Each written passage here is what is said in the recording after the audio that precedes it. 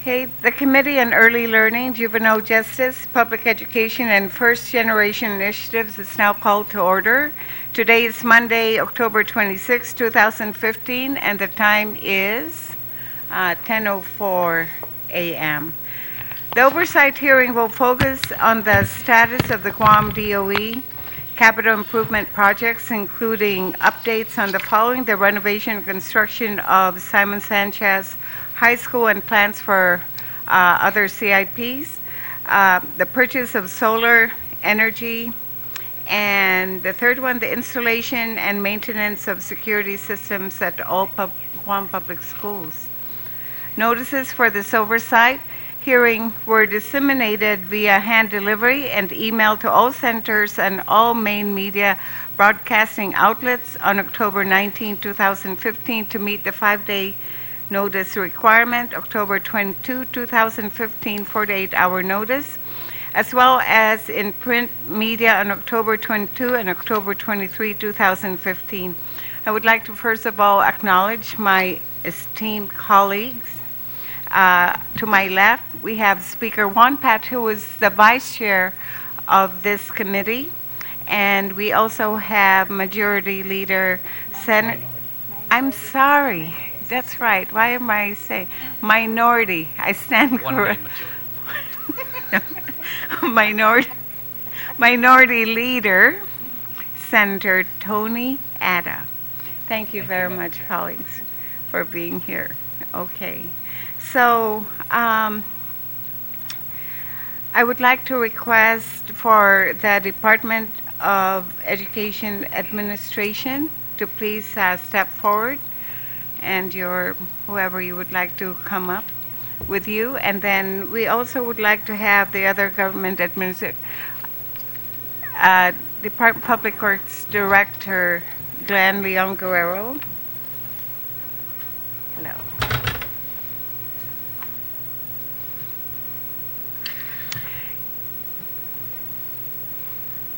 I also would like to acknowledge the presence of Senator Tom Ada. Thank you very much for joining us. So for our agenda, we basically wanted to have an update from DOE on several pressing projects that have been passed into law since 2013 and 2014. For DOE, the status update on the renovation or construction of Simon Sanchez and plans for other CIPs. Public Law 32-120, that was passed February 10th, 2014. And there were two purposes for this, major purposes for this public law. It was to address the improvements needed for Simon Sanchez High School, and also to develop a comprehensive capital improvement plan for facility improvements throughout our public school system. The RFP was to be issued within 30 days of enactment of this act, and we just really wanted to ask you the general question about where we are at with this. Okay, so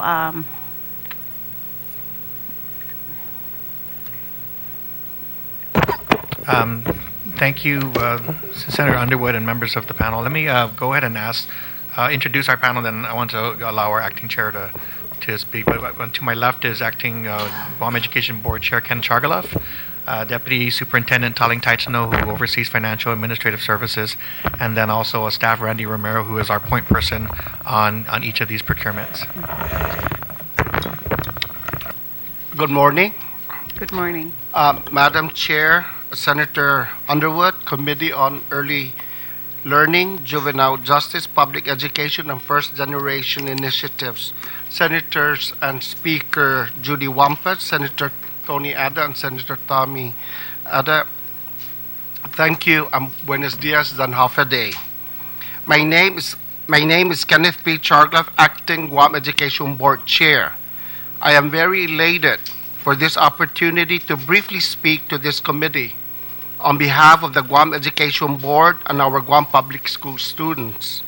Madam Chair, with me this morning is our Superintendent, Mr. Fernandez, and his management team to provide you additional detailed information and accounting on the status of the renovation or construction of Simon Sanchez High School pursuant to Public Law 32-120 and the purchase of the solar energy outlined in Public Law 32-95 and the installation and maintenance of security systems as stipulated in Public Law 32-09.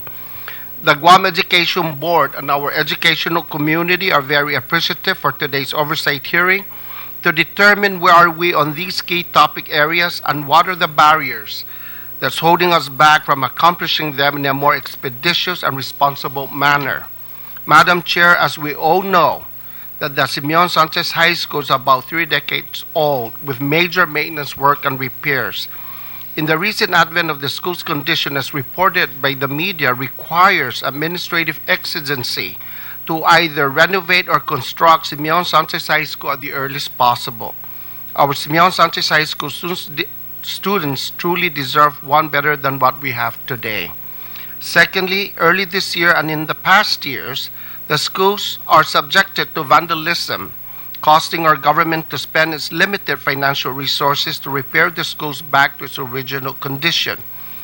The urgent need to install the security cameras throughout the schools in our district will certainly minimize or identify at least the vandals who are responsible for the destruction of our schools. When our schools are destroyed, it hurts our students from attending their classes for that specific day, if not more. Lastly, the purchase of solar panels for 4 schools, Okudu, Astumbu, Adakal, and Liguan Elementary Schools, is something that we as a board support with the goal to save costs in the use of power consumption, allowing us to redirect funds to provide additional financial resources into the classroom. Once again, thank you for this opportunity, and the superintendent and his management team will be happy to entertain any questions that you may have. Si Diyos Mase. Thank you, Mr. Chairman. So just to echo these statements, each of these procurements is critical to the department. The $100 million that was set forth for Simon Sanchez High School as well as for the rest of our facilities, and to include a comprehensive master facility plan will help us not just to address the immediate needs of one of our schools that are most in need, but also help us to strategize how to utilize resources to address the needs that go across the district. And as you recall, we identified approximately $90 million in deferred maintenance through the Army Corps of Engineers report. And we will be receiving some assistance, limited assistance of about $5 million over the next 5 years from the Department of Interior. But in addition to that, that $100 million was really going to help us move forward over a longer period of time to make more substantive changes and to address that the deferred maintenance that we had seen over so many years. The issue of school security, again, obviously, as everybody knows, when we have a break-in in the schools, it's very evident about what happens, whether it's not just the issues of what's been stolen or what's been damaged, but also the sense of having a safe campus, safe from vandals and safe from criminals. And so, we've estimated approximately $500,000 at the most in the course of a year can be attributed to the damage and the theft at our schools, especially when things like copper wire, which is very critical but also very expensive, is targeted. And so we've worked very hard to try to increase more of our vigilance on campus. But the school security systems are really aimed at assisting us in preventing and investigating those types of incidents. And then with the solar support, the solar system, the solar panel assistance. The law provided for us to go in two ways. One is to the leased schools where we already had leased agreements. That would enable us to bypass the typical normal procurement procedures and work directly with the landlords. And those landlords include the Guam Education Facilities Foundation, who oversees Liguan, Adakau, Astumbo Middle, and Okudu. It involves CAPFA, which is the landlord for John F. Kennedy High School, and it involves Cortec, which is the landlord for both the Teason High School as well as the Teason headquarters. So we're working directly with them, and we can provide you specific updates on those pieces since we're working in direct contact with those providers. The additional procurement for the rest of the schools is over with the General Services Agency, so GSA. So I think that what we can do, and Randy can provide a lot of the details behind these procurements. The situation, though, is that each of these procurements is happening through a partner agency. So Department of Public Works and Director Glenn Leongro is here, so I'm very grateful for his presence, can be able to talk in general about what's happening with the facilities procurement, and then GSA, and I'm not sure if they are planning to attend, is handling the other two. And because these are active procurements, I think you're well aware there are some limits to what we can say, but we're here to provide whatever public information that needs to be clarified and to give us our best sense of what's happening and what is expected to happen within those parameters of what we're able to say right now. Thank you, Superintendent Fernandez. And I thank you for, again, underscoring the need for all these items to be addressed immediately. Let's just go back. Let's take this one by one, and let's go back to Public Law 32-120, which has to do with the construction or renovation of Simon Sanchez. As I had noted, that was passed in February 2014, and there was supposed to be, based on the mandate, an RFP was supposed to be issued within 30 days of the enactment of that law, and primarily because at the time that was addressed, Simon Sanchez was shut down at that point, and then the needs were addressed. That was supposed to address the immediate needs of our students, and here we are 2 years later, and we still don't have an RFP. So we want to identify possible for our public and for our students, our teachers, what were the hindrances and the issues that had caused the delay that to date we still do not have the RFP. So would you yield to Mr. Leon Guerrero, Director, and please state your name for the record. Sure. Honorable Chair Underwood, Vice Chair or Co-Chair, Speaker One-Pad, Senators Ada, Tom, and Tony, thank you for the opportunity to come before you. Obviously, I'm limited in my ability to discuss the procurement for two reasons. One is we're actually undergoing a procurement, and the other is I'm conflicted out. There is an RFP that is out, so it is in effect. We've actually issued that in June 15, 2015. We've had a pre-proposal conference at the Simon Sanchez site on July 6th, and we've entertained questions on July. The deadline for questions, written questions, was July 24th, and we've responded to those questions in September 25th of this year. The proposal and the new date has been pushed back to November 6, 2015, at 4.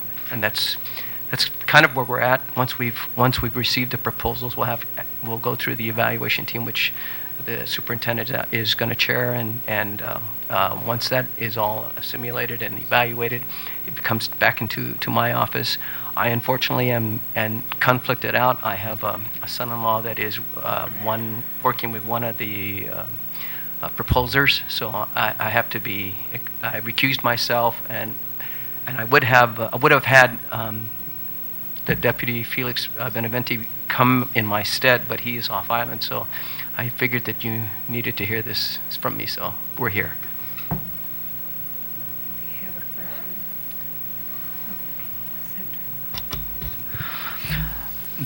In developing this RFP, it appears that there's because there's many components. For example, the financing plan has to be put together. There's the capital improvement plan, there's the design, and then there's the actual construction itself. But it seems that will DOE be? Was DPW also involved in the financing? I'm trying to understand who all the players are. I mean, does it all start from DOE, and then in my mind, it would seem that what you want for a school, the design has really got to come from DOE. And when it gets sent over to DPW then with their engineering staff would, provide advice and whatnot, and also provide advice regarding the issuance of the solicitation for construction. That's where my understanding would be is how they would come in, but it all starts from DOE. In the same thing, there's the financing part of this whole thing. We want somebody to put their money up front, build a school, and then, then we all got to sit down and decide on, okay, given a 30-year lease back period, how much is it going to cost DOE? And that part, it would seem that GITA would be involved in that, and I don't see them here at the table. And of course, it would seem that until GITA puts the financing piece together, we ain't going to build anything. But just how much of an involvement has DOE had in this whole thing? Because we can't just say, here, put me an RFP together for construction, GITA, put me an RFP together for financing, and come see me when all this is done. Very good question. Again, the legislation identifies DPW as the lead procuring agency, and so the DOE is the beneficiary of this procurement, and in that stead, we have been at the table with DPW since the beginning of this process to articulate the needs of our school system, and specifically beginning with Simon Sanchez High School. So in fact, even the Simon Sanchez High School stakeholders have been involved in helping to communicate some of those, what some of the issues that need to be addressed.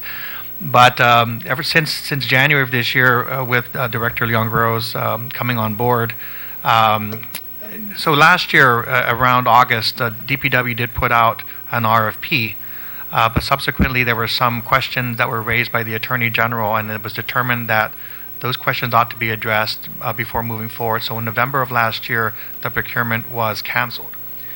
We started again with Mr. Leon Guerrero coming on board, and we immediately decided that it was best to get everybody at the table from the start. And so at the regular meetings, while DPW is the lead to ensure that we have input from GITA, so GITA is present, the Attorney General's office is present, a representative of the Governor's office is present, DOE is present, as well as DPW, and I believe that's represent. So we try to have a full representation of all the affected and partner agencies that need to be involved, so that, and we've gone through that process of looking through every piece of the legislation, looking through every piece of the the RFP before it went out, to make sure that all the agencies were understood what was to take place, and then were able to provide their input into designing an RFP that was going to work. So we feel pretty comfortable with the level of involvement of all the agencies that will be a part of this process.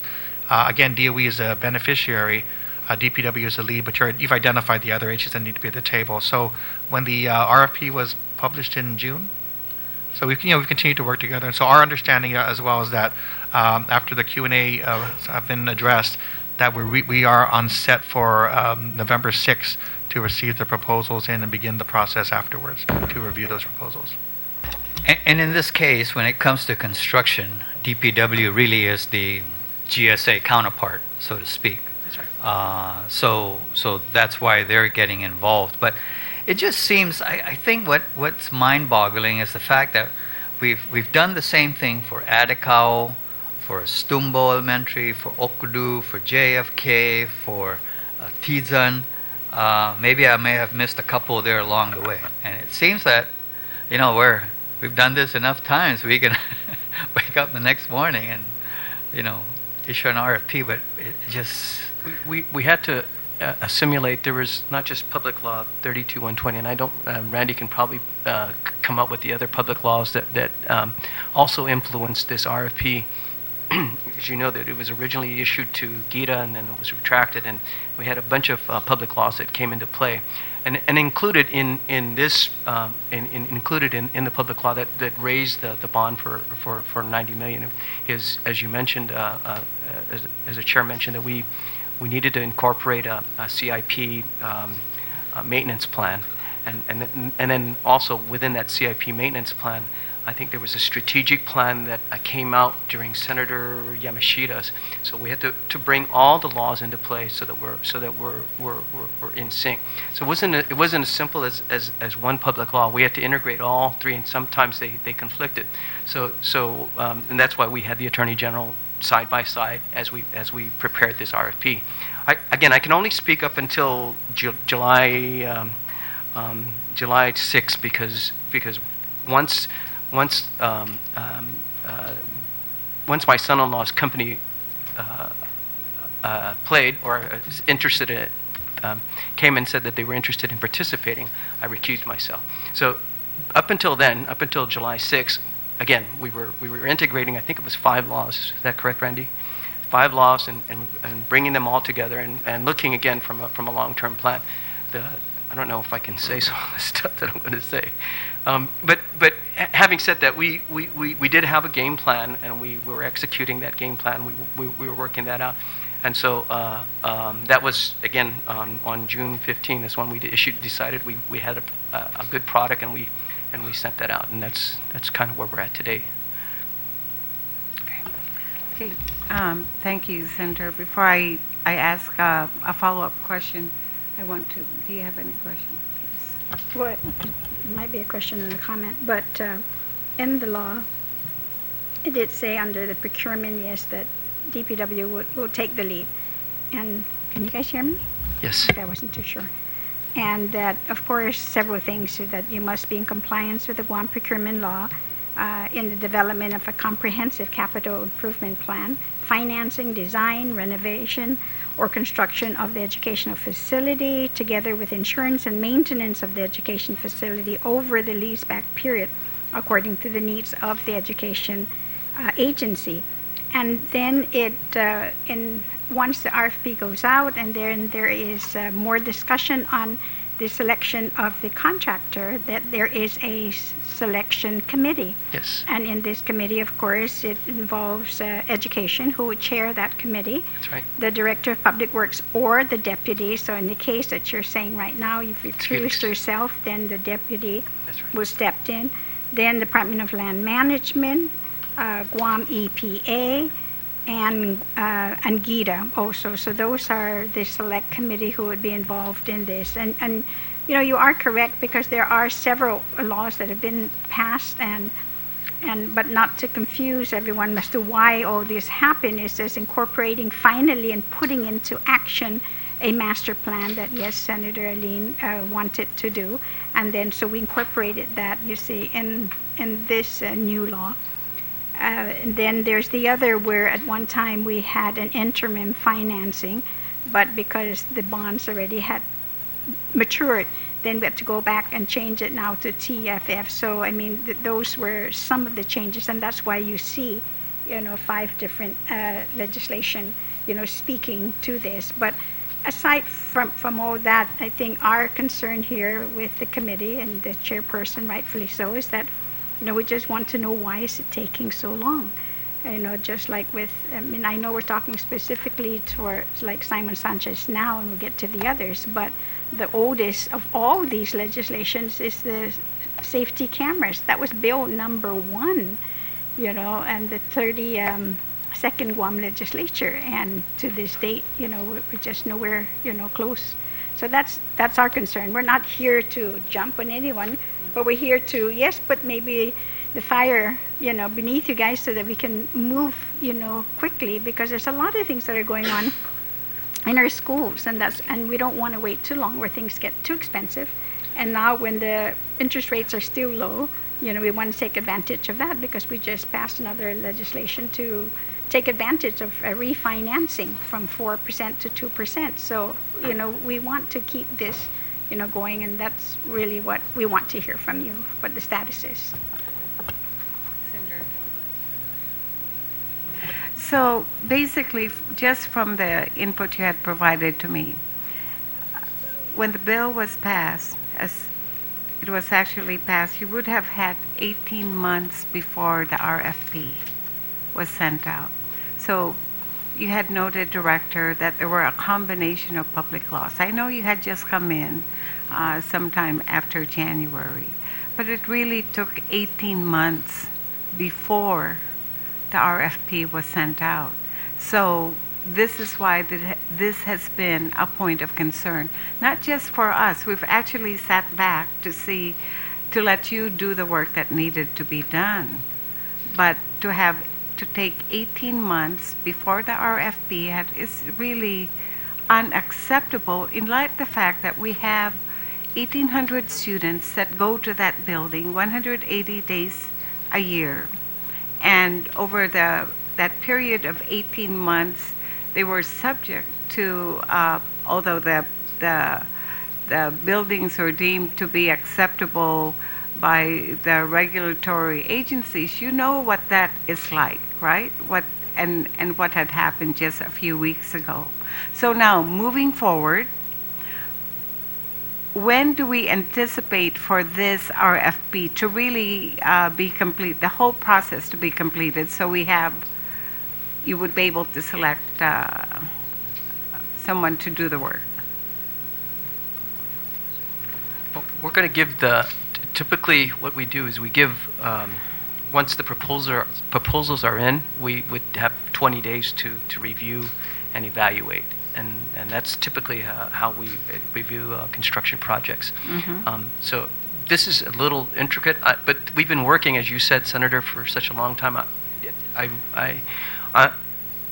Hard to say without the proposals. Hard to say, and again, I'm not even going to be a player in this. I won't be able to participate in. But it typically would take 20 days for us to come up with a selection, and then after the selection, we would go to the offerer and negotiate the contract with them. So let's go back. You said November 6th will be the new date now for an RFP. It's the due date for the proposals, yes. Oh, due date. Okay. Yes. All right. So then when they come in on the 6th, then on the 26th, you should be ready to do what? 20 days, you said, to review and evaluate. Then what do you do in the 26th day? It's going to be under the superintendent's chair that you would evaluate all the proposals. So, Mr. Chairman, Mr. Superintendent, you are the chair of the group that the different agencies that I just mentioned. So you have 20 days then to review that. You should then by the 26th, November 26th, be able to do what next? What comes after that? So that we're just trying to put some timelines. I believe it's selection and then negotiation with the vendor selected. So we can say on the 26th there will be a selection of they would make a recommendation 20 to us. days to review and evaluate. So that will be 26.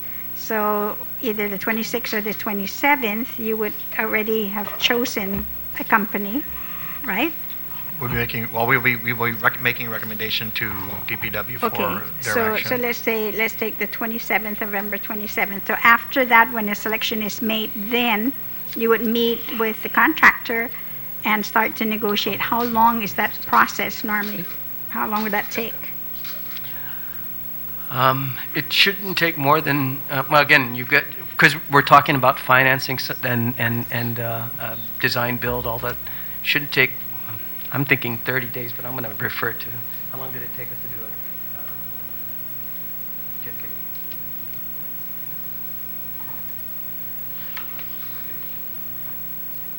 it? Yeah.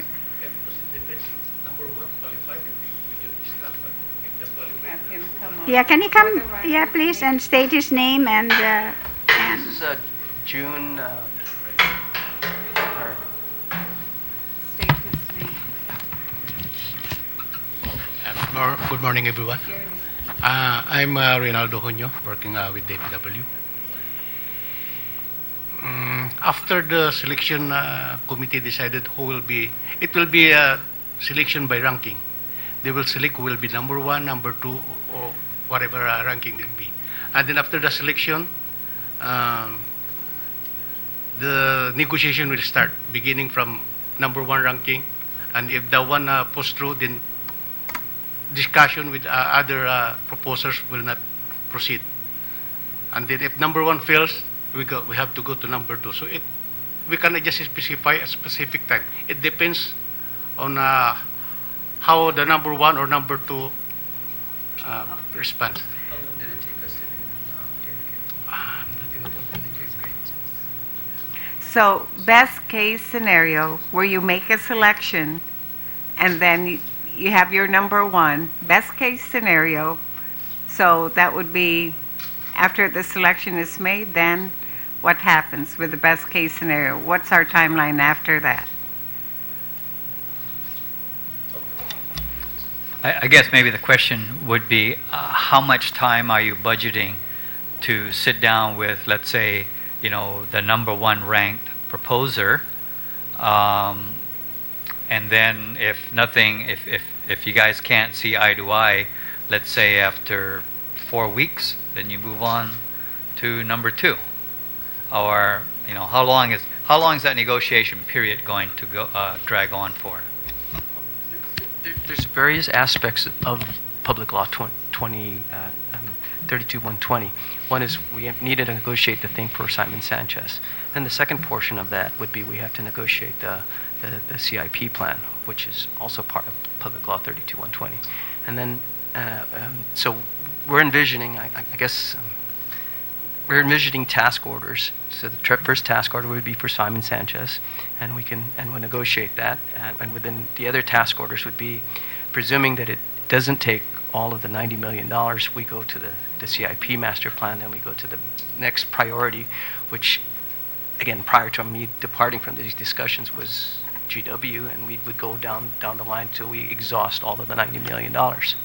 So to negotiate that, my best guess is, I would target 30, but I would budget 60 days, and because you're talking not just you're just not talking negotiations, you're also talking financing. So these guys have to get this thing in play, and that includes discussions and negotiations which involve GITA, and not just us. So we're out of our wheelhouse. And Okay. So, Director, really, first, let's just address Simon Sanchez. yes, Because at what point can we then go back to our students and to say, okay, we have already sent out the RFP, they're going to be coming back, and so at this certain point we estimate that the work can start approximately within what time period? This is the purpose for this oversight hearing, is Right. we want to inform, for the general public, and all the steps for the procurement can easily get lost because, our procurement laws are pretty complex, right? But at the end of the day, for the parents or grandparents of those children who are going to school in Simon Sanchez, let's just try to answer at this point, given what has already been accomplished, when we can anticipate the work to begin for Simon Sanchez. Yes. Would it be reasonable to suggest that probably the notice to proceed with construction probably won't happen until June of 2016? So you figure you plan on completing proposals around November 26. You're budgeting about 60 days for negotiations. So that's November, December, January.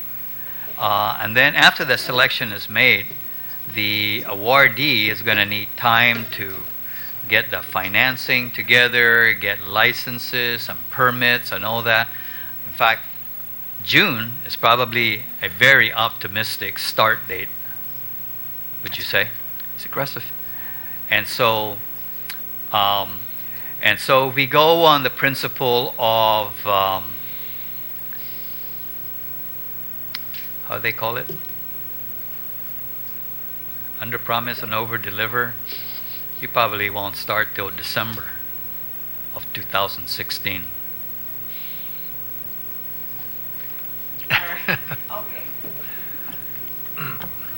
Are you in agreement that your best case scenario would be December of 2016? Senator, Director? Senator, I'm sorry, Madam Chairwoman.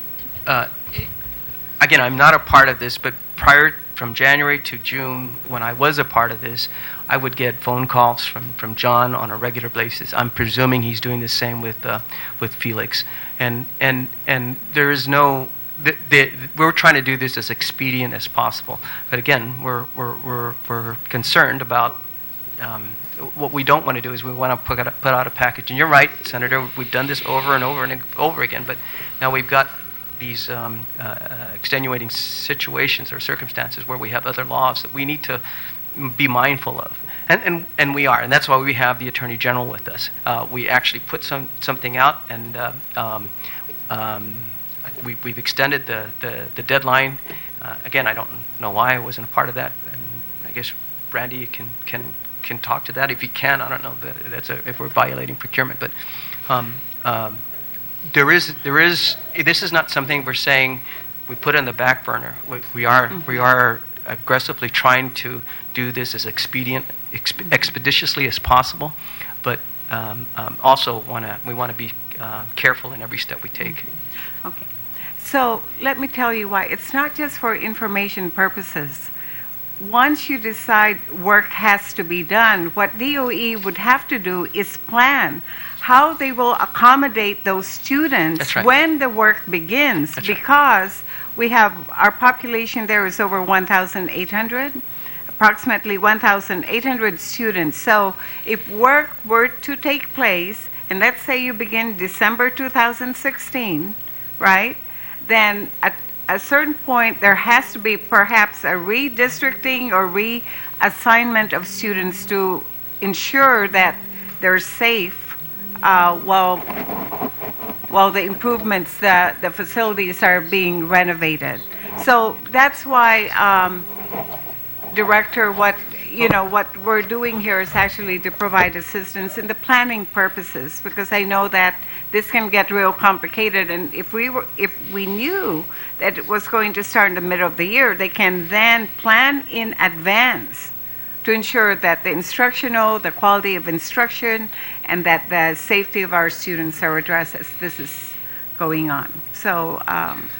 And I always hesitate because Superintendent. this, DPW is our lead agency, and again, being the beneficiary, sometimes it's unfair because we want to be as aggressive as possible in receiving the final product.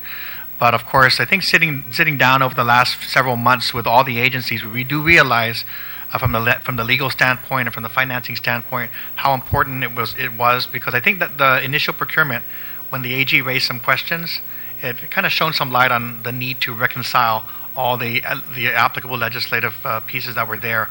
So there was a lot of time spent on the reconciliation so that we were all clear on everybody's roles and then the financing and the legal parameters that we were working within. So I feel pretty confident that the product that's been produced, even though it's later than we had all hoped, is something that we can move forward with.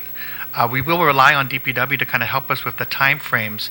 I do want to say that in the proposal, in the RFP, with just public information, we did ask for that vendors be able to provide different scenarios for Simon Sanchez High School, including a renovation scenario or including new construction. And so once we get to that point, we'll be able to look at both scenarios, and whatever comes out will be helpful for us in terms of planning.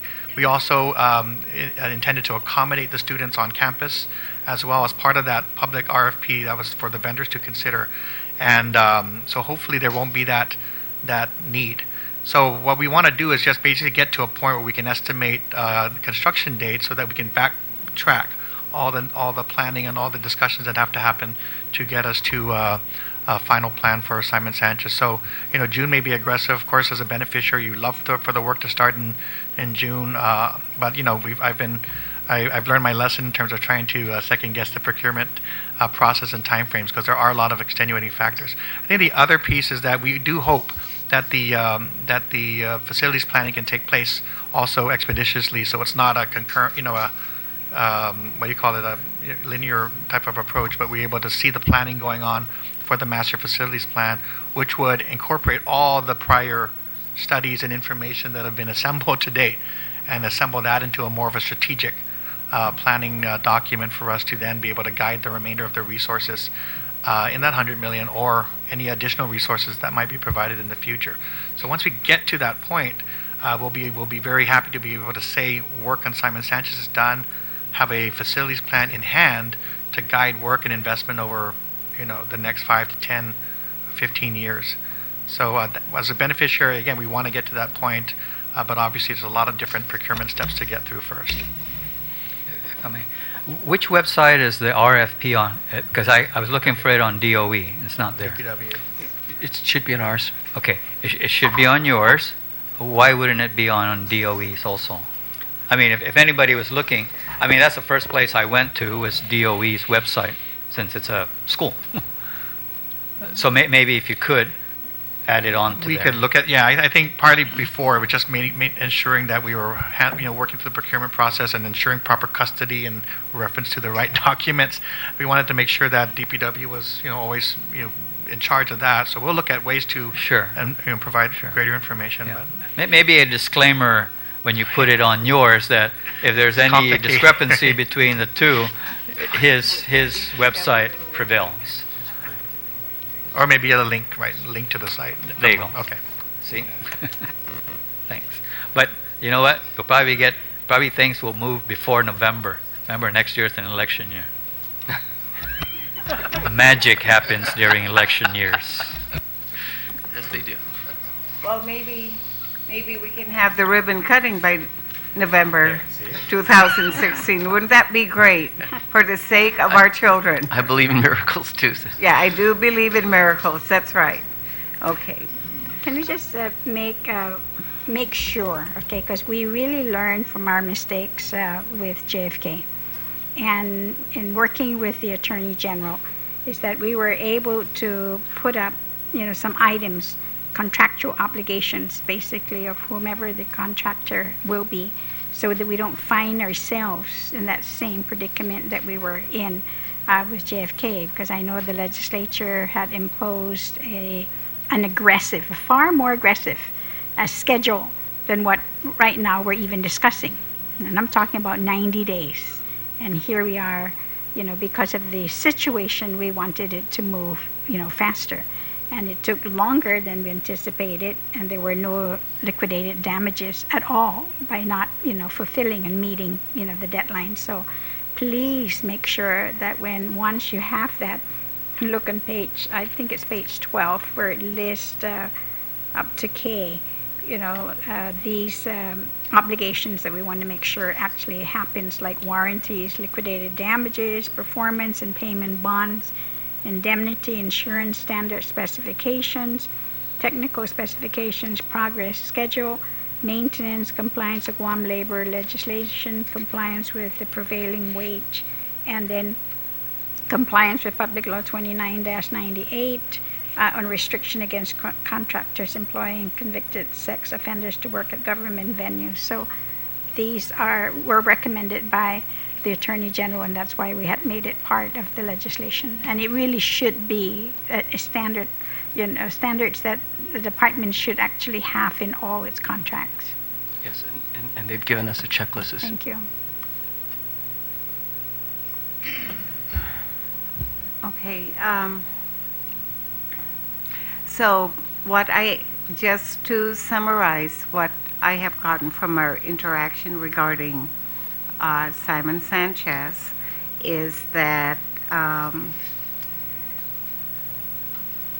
the response for the RFP is due back November 6th. And from that point on, there will be 20 days for you to review what is submitted. And so from that point on, it was really unclear at what point then we can you can make the selection and negotiations. If there's no complications, there aren't any objections from the other vendors and so on. And so what I have heard what stuck in my mind was that December 2016 may be the best case scenario. Just one last question. How many prospective offerers picked up RFPs? During the site visit, we had Oh, never mind the how many picked up. How many submitted? You could have had 100 pick up. In the end, there's always less. No? the proposals haven't been submitted yet, sir. It's November 6th. Oh, I'm sorry. Yeah, you due date. So then, how Yeah. many RFPs were picked up, and the people that picked them up should have registered, correct? Only 4 showed interest. Submitted questions. Yeah, but how many came to DPW, or if they downloaded it from your website? I'm sure you had instructions there that you have to register with DPW if they're going to receive updates. So how many do you know of actually picked up RFPs? I guess we have only 4 to 5 showed interest. Okay, But Yeah. 8 to 9 companies showed up to the site visit. okay, all right. So how many RFPs were picked up? 8 to 9? Well, you said 8 to 9 showed up on the site visits, but how many came and said, I want a copy of the RFP, or I want to register because I downloaded it from the website? I'm just trying to get a fix on the number of interest, the extent of interest. We have 4 or 5 really Okay. showed interest, but we don't know if they're going to be submitting their Sure, proposal. sure, okay. And Senator, there's still some of them were the 8 to 9 companies. They may have been separate companies, but they're wanting to merge. I mean, we don't know. Okay, all right. But we've got at least more than 1 or 2. That's right. Yeah, okay, good. So, Director Glenn Leon Guerrero, I just want to thank you for the work that you're doing relative to helping out our schools. And I know that you've had to excuse yourself from this process regarding Simon Sanchez in light of the conflict of interest. But I also know that you have very competent deputies and staff that can move this along. I am just going to ask you and your staff to please stay on top of this and to make sure that we no longer have any delays, right?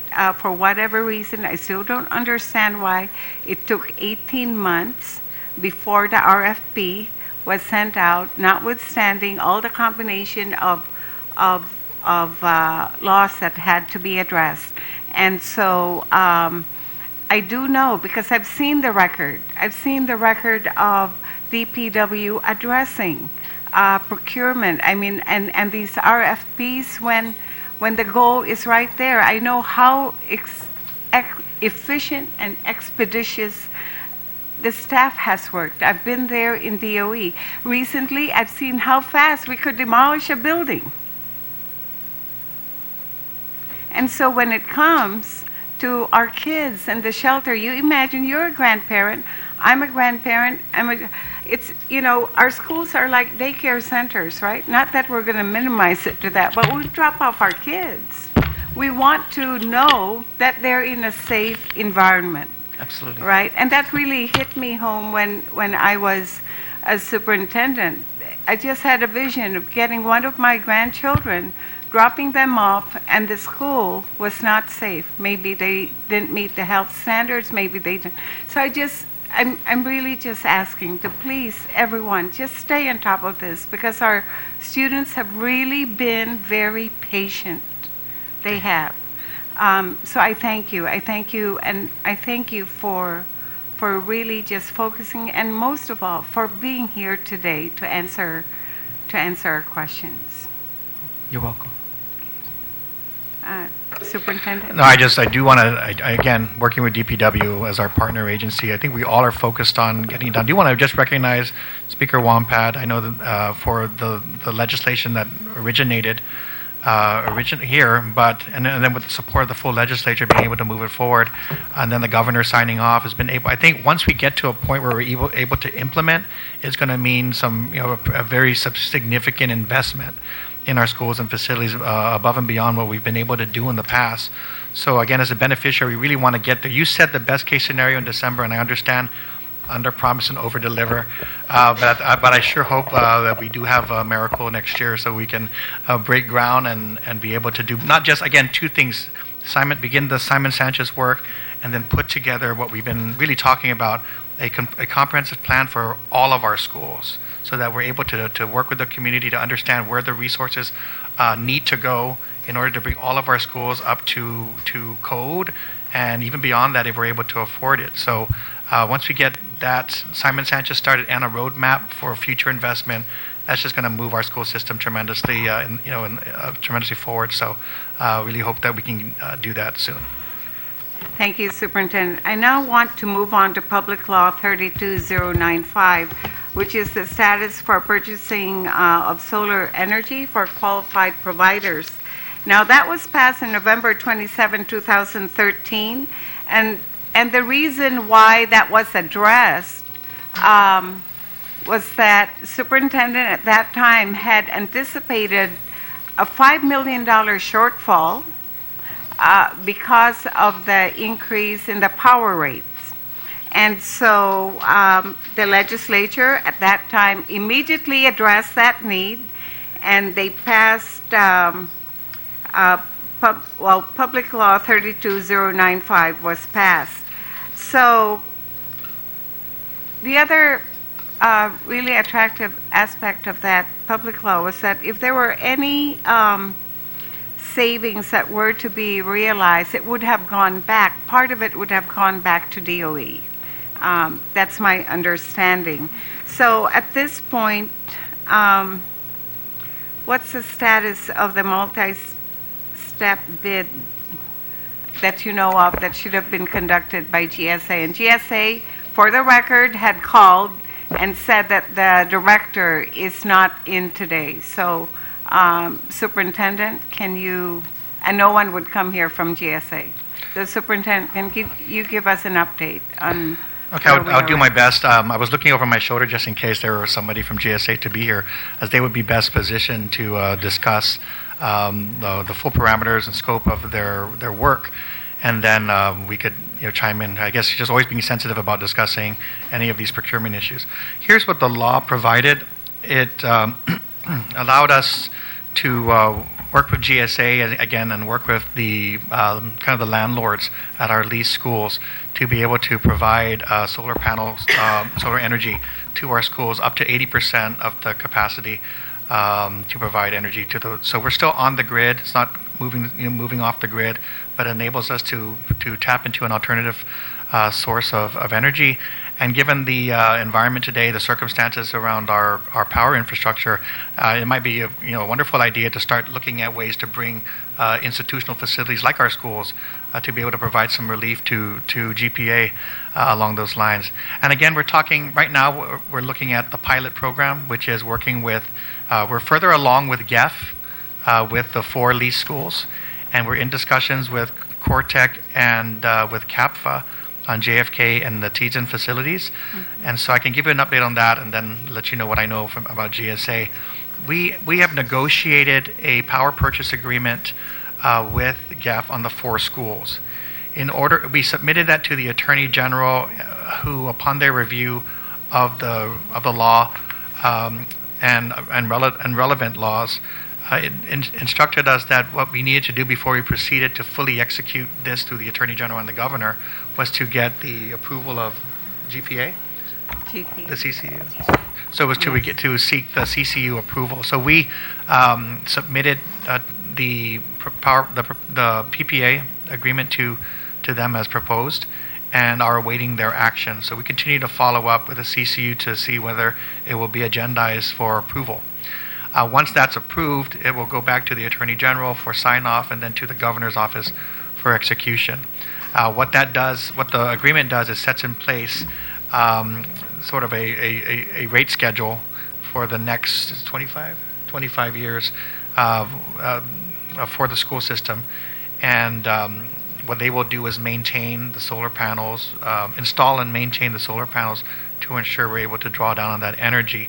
Any energy that they can't provide will be, of course, we're still on with GPA to receive power. So we're following up to see whether this will be something that can be acted on soon. We know that GEF was looking at taking advantage of available federal tax credits, and so in order to do that, we need to expedite action on that. With regard to CAPFA, they approached us with similar interest.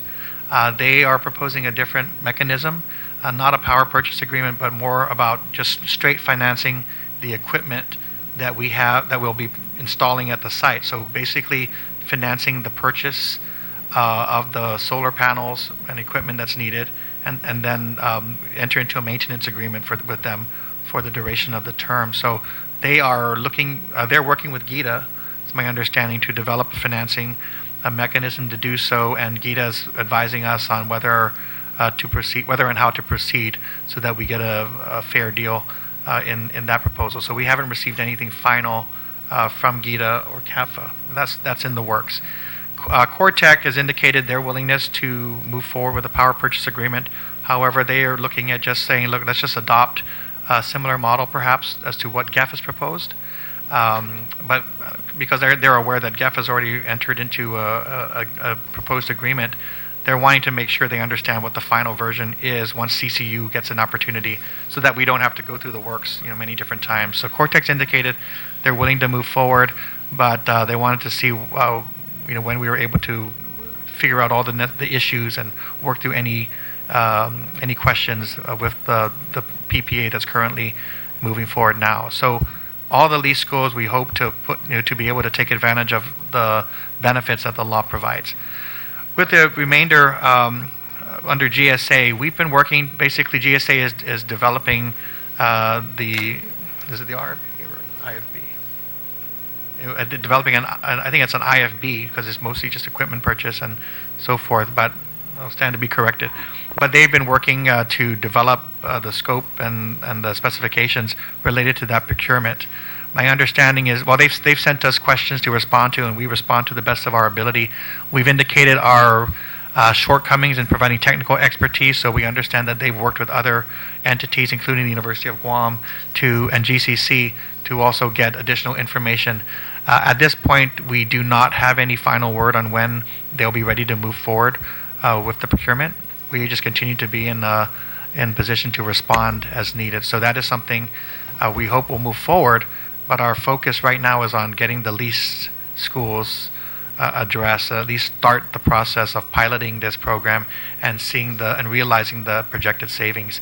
In the instance of the 4 lease schools, our estimate at this point is approximately $400,000 every year in annual savings. And then, of course, it's all based on projected GPA rates and the rate schedule. Those savings that are realized, to be clear, 50% of that would go back to the school, and then the other 50% would go to support general facilities and maintenance needs of the department.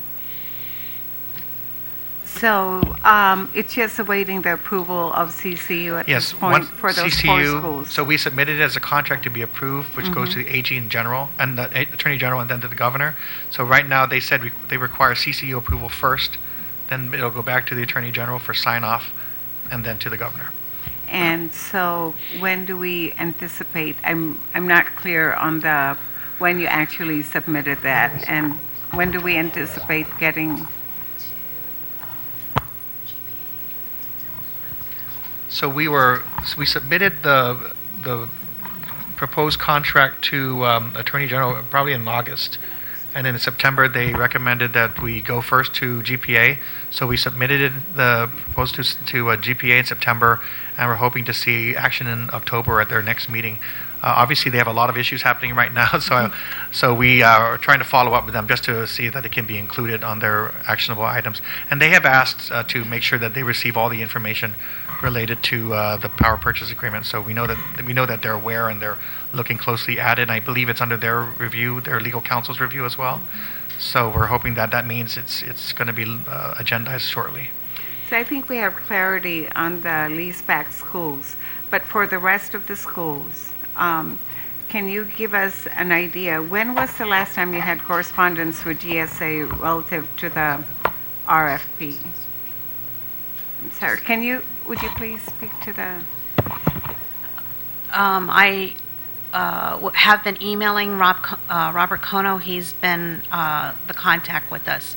I we shared emails as late as last week. And he, in the last email, indicated that he believes that he should have draft specs sometime this week.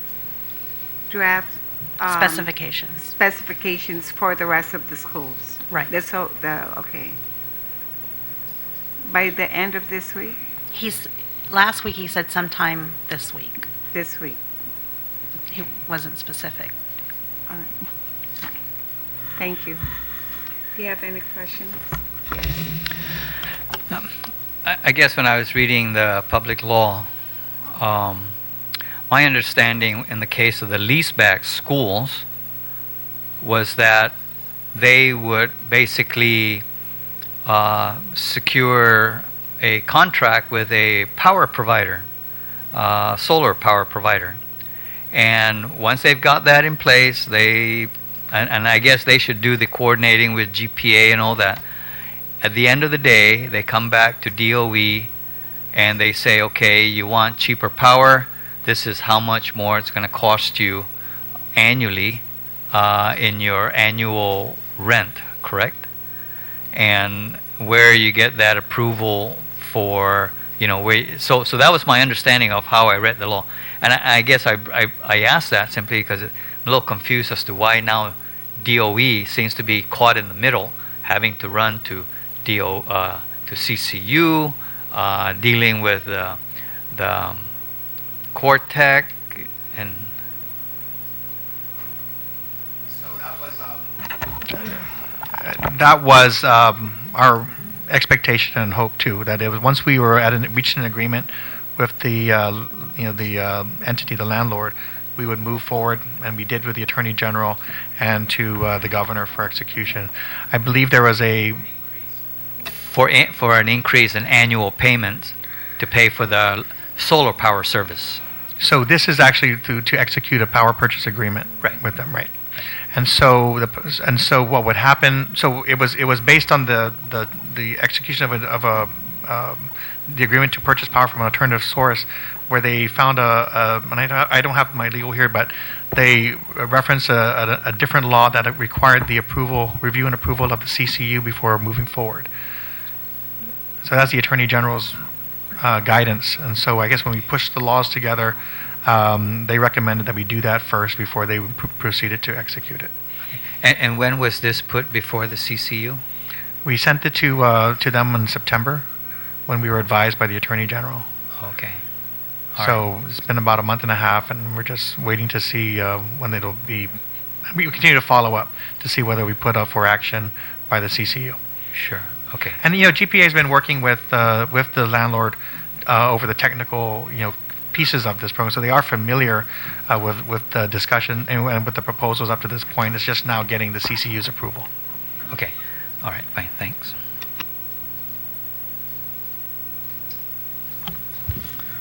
Thank you, Madam Chair.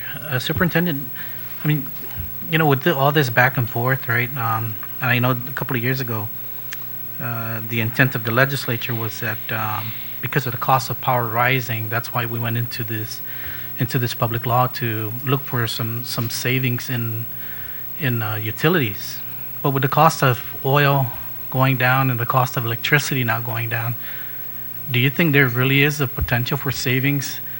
Just hearing you going out with on the maintenance for these solar panels and things like that, are we really going to see a savings in power instead of just mandating it or making it a policy that all air conditioners and lights shut off at 3 o'clock or for whatever time school gets out, and they don't turn on until 7:30 in the morning?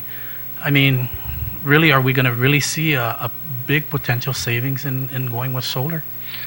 So I'll answer that in a couple of ways. There's obviously many moving parts to whether or not we're able to achieve savings.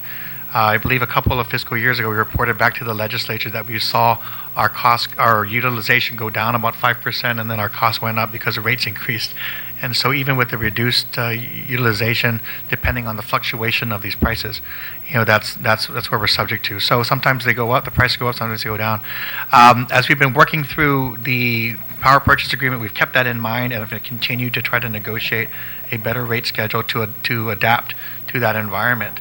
but at the same time, I would say two things. You are making a projection, so there is some risk to that, and you have to determine whether there, in some scenario, the world will turn upside down, and these oil costs will continue to be lower than solar energy, especially as solar energy technology gets better and better. So you have to place a bet. So as we negotiated the power purchase agreement, we looked at exit strategies. So I think for the purpose of financing this, they have to at least lock in their investment for about 5 or 6 years. Afterwards, we looked at exit strategies would enable us to get out of the agreement in order to make sure that we weren't subject to further risk of having to purchase power that in that extreme scenario might be more expensive. We don't think the world will turn upside down in that way, but again, we recognize that there is some possibility, and so that's why in the negotiations we said, how can we exit this if we find that that somehow all the expectations about what it's going to take to invest in GPA and power infrastructure in order to make sure that we are out of the current situation and also prepared for the future. If you take into account what investments might be needed, some would say that you can guarantee a rising cost to cover that borrowing. But at the same time, we want to look at all scenarios. I think the second issue is that it is primarily about cost savings, but there is some value, and we talk to our students about that, about investing in alternative energy resources, so we're not solely relying on coal and fuel energy, but we look at other sources of energy being on Guam. And so, again, the pilot is only 4 schools out of 41 right now, and we think just based on what we've discussed with the landlord and just trying to at least take the first step in seeing whether or not we actually do achieve the savings and how much those savings will be, that's going to be important for us to determine whether we then proceed with everything else. Again, the fear is, if you pull all the schools off the grid, it's going to have a detrimental effect on GPA as well as our residential ratepayers, and I understand that. But with the limitation that we're looking at right now and just piloting the lease schools, we think we'll have an opportunity to learn whether those savings will be realized. We have an opportunity to teach our kids about alternative energy, and then an opportunity to apply that at the school sites, from an educational standpoint. So there's a big picture, there's a small picture. We're just looking at the 6 right now, prioritizing the 6 schools to move forward, and then working with GSA to appropriately scope the rest of the procurement so that it makes sense to not just the schools but the island in general. So we hope to come back and be able to report to you that we at least were able to start what we call the pilot with this subset of schools. And as with every pilot, if it's determined that we need to somehow modify the rest of the school's ability to use it, then I'm sure the legislature will look at doing so. Yeah, because I know how it is with maintenance agreements and maintenance contracts. If we're not going to maintain it, there's no sense of having the equipment, and because it's going to cost us longer in the end to try to maintain the equipment and keep it up to speed, and versus just not having it at all. And that's why I'm just asking, what do we really see as a savings versus just out there conserving electricity? Right. So under the power purchase agreement, we sort of you basically are looking at achieving some kind of discount every year, and then building in your expected costs for the regular maintenance and repair of the equipment. So you want all of those costs built into your deal before you execute. So I agree with you. You don't want to go do it and then say at the end of the day we're going to be stuck with equipment that's not working. We'll have to invest in repair. We want all of that taken care of in the front end. Okay. So with that said, I hope that the procurement with or the issue with Simon Sanchez, I hope all those were built into it and taking care of whatever the RFP was put out. That all these things are taken care in the front end, and not later on we come back and know that there's an issue and we didn't put in a maintenance agreement with it or things like that. So let me assure you, because part of the reason it's taken a little bit longer, especially at least with this year when we got all the agencies together, was because out of last year's experience with the proposal, we recognized there were a lot of unanswered questions the Attorney General raised. Mm-hmm. We said let's bring everybody to the table, because what we do want to do is not just take a model from the past and apply it. We want to actually make sure we're saying what worked last time. Let's make sure we incorporate that, and actually what didn't work, what we need to avoid. and then as we reconcile all the laws, try to keep those in mind. So all those things that we've learned from the past leasing of our schools to the past investment that we've made through our ARA funds and all of those things, from liquidated damages to warranties and so forth, everything that the speaker said, we want to incorporate and hopefully learn from all those lessons in the past. Because you're absolutely right that with the maintenance budget we have, we can't just invest and buy new things and then expect us to operate it with the same level of resources that we have now. Yeah, and I hope it works out the same with Simon Sanchez, where we work to make the school energy efficient, and not relying so much on air conditioning that the air conditioners can be set at a certain temperature and they'll keep the school cool throughout. Unlike JFK, where we have these big air conditioners in the classroom and you can't, it's on or off. You either turn it on or you turn it off. Right. There's no in between. So I hope that in that procurement process that those things are hammered out, and you look at the energy efficiency of putting into the school, especially with the air conditioners and things like that, and also the maintenance agreement. Right. All right. Okay. Thank you, Appreciate Madam that. Chair. Thank you. That's the one thing that I noticed we don't do here in Guam. And it's, I was a school principal up there, FB, right next door. And the area there has a wind path. I mean, there's wind all the time blowing to the point where they would literally shut the doors and the louvers. And yet we don't take advantage of, the wind patterns, so that if there's a power outage, that we don't need to close down some of the schools by opening up the windows. And those two schools, that area is pretty windy. I've been there 10 years, so I know. I think Mr. Chargleff knows that as well. And you're right, we don't want to repeat the same situation at JFK, where it's not just turned off or on, but it's actually loud and it takes up, a foot, space, floor space. So we really want to make sure that this is going to be more efficient as we build more schools. It will be more efficient. Well, I hope we can say that we've learned, from those lease schools. It's a different kind of capacity that the agency has had to build to be able to, instead of operating the schools, to be able to manage a contractor essentially. And so we are still learning as we go along, as we know, because we've started to, push out services to outsource vendors, that our expertise has to be improved in terms of managing those contracts and managing performance, whether it's your air conditioning vendors to your landlord, all of those various things. So we have learned and we will continue to do so. But those I think, exactly from the other schools, what we've seen in the other schools, we've asked them to actually, provide their input into how we proceed. Thank you. Okay. Thank you. I just wanted to clarify that in that public law, it states here in section 7120, with a power purchase agreement to purchase solar energy under F, it clearly states that the qualified PPA provider shall pay for the design, financing, permitting, insurance, installation, monitoring, and maintenance of the system, and shall own and operate the system located on GDOE's facility for the life of the contract at no cost to the GDOE or the government of Guam. So I just wanted to clarify, Senator Ada, just, our concern, right, about the maintenance? Yes, Yeah. Madam Chair, but I understood that there was a different concept for the leaseback schools. Oh, I And that you see. did point out that they were looking at just purchasing out the equipment. It depends how they're structuring this. So under a PPA, which is what this law provides, everything should be encompassed in that rate. Everything should be borne by. So we just figure out whether we agree to pay that rate for power, and all the other responsibilities that set forth in the law are the responsibilities of the PPA provider. Yeah. So, like you said, any maintenance they Yeah, are. but I know, but you were they mentioning have there to was a figure out different. how to- It was a different concept for the leaseback schools, so right? I would say that different concept is only relates to CAPFA, where they're Right. looking at whether they, and this again, working with GITA and whether it requires legislative change or not, they'll have to let us know.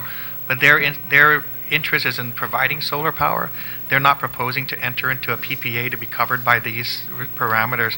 They're saying, what happens if we just purchase and maintain the equipment are we able to address, to amend the lease agreement to reflect, this responsibility? And so we're just looking to see whether the numbers work out. When you say amend the lease agreement, you're talking about increasing the rent, increasing the payback of the rent. Right. So then where do we save money? Where do we really? It depends on what you anticipate the cost of power from. So if you're not paying for the solar energy, you're able to just take advantage of the solar energy, but you've paid for the equipment. Perhaps the numbers will work out that way. They're just saying if you help pay for the equipment itself and finance it over however many years, you will have access to the power at no cost. Yeah, but it's costing us on the equipment. Right. So you just have to look what at rate? So you have to look that's what right I'm exactly. saying. So you look at the math and determine whether it's more advantageous. So I think before you even get into that, you really need to look at the numbers and see if it's really going to be a savings to the government and to DOE. Right, absolutely. So that's why it's not actually here for our discussion and execution today. It's being reviewed by GITA to determine whether it makes sense to proceed in that manner. So I guess what CAFA is doing is they discuss with us whether we'd be interested in achieving savings through this mechanism, and if so, if we were interested in achieving that savings, they would approach GITA to work out the numbers and determine whether it was actually a good deal or not. So GITA has actually communicated with us to keep us apprised of their discussions. We are leaning on our on our partner agency to help us determine whether it is better than the status quo to consider this proposal.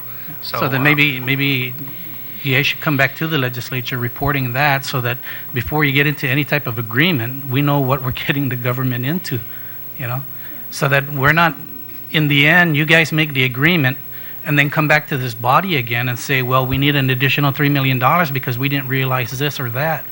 And I don't want that to come about saying, well, we thought in the onset what you were telling us is that, well, once we do this is odd, and they increase the rent. So, that's why I'm saying, hopefully that in the end, solar energy is going to be, we're going to see the savings from it.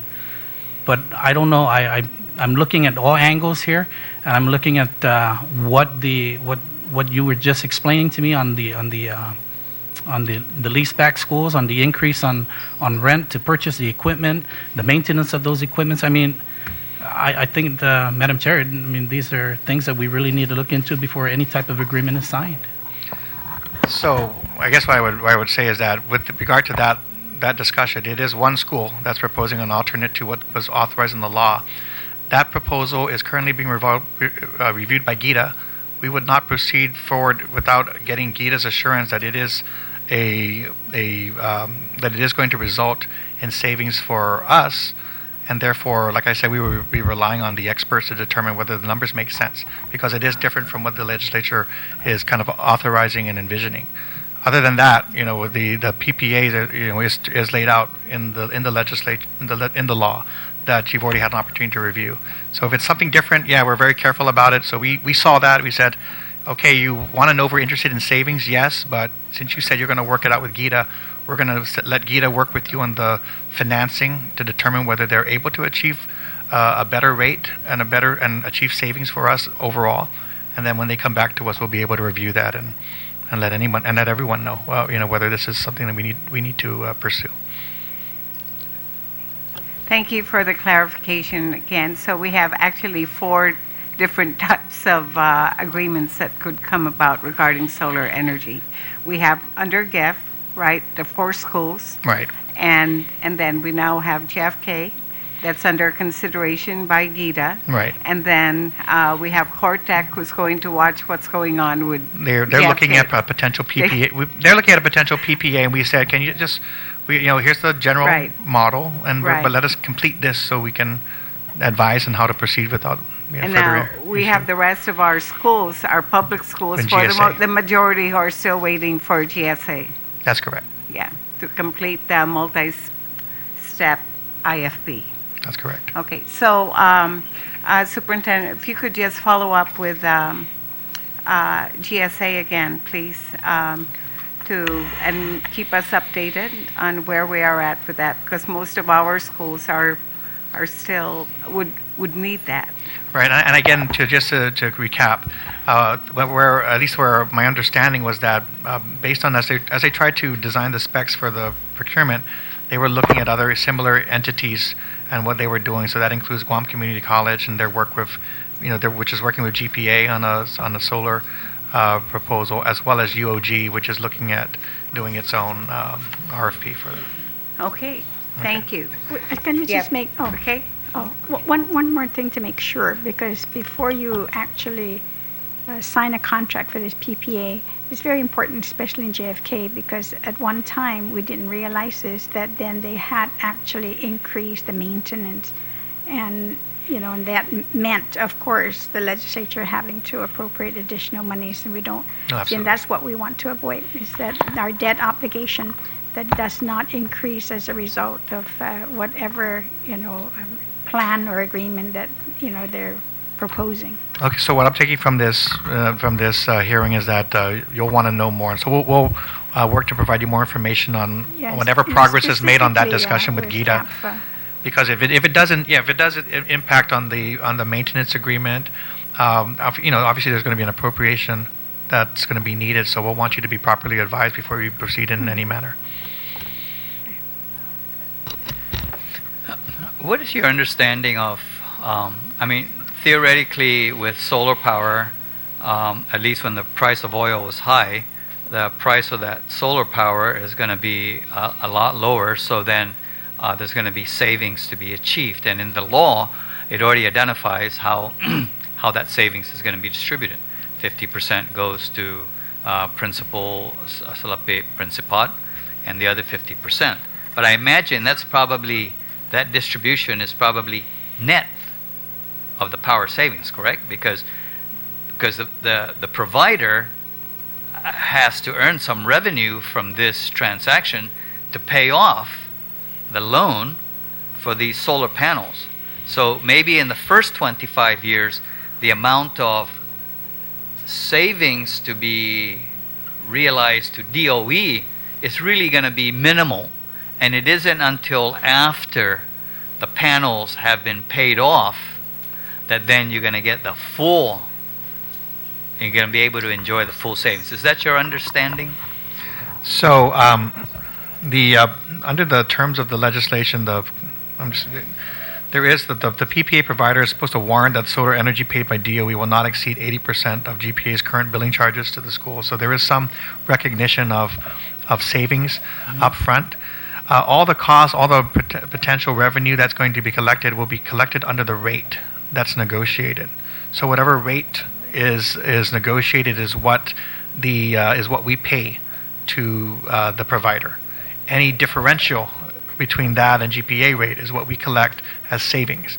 So what you're saying, I would say from now to year 25, we collect that difference, and beyond that, based on the continued life of that equipment and our ability to invest and sustain and extend the life of that equipment, we would achieve 100% of that savings from solar energy. From this to that.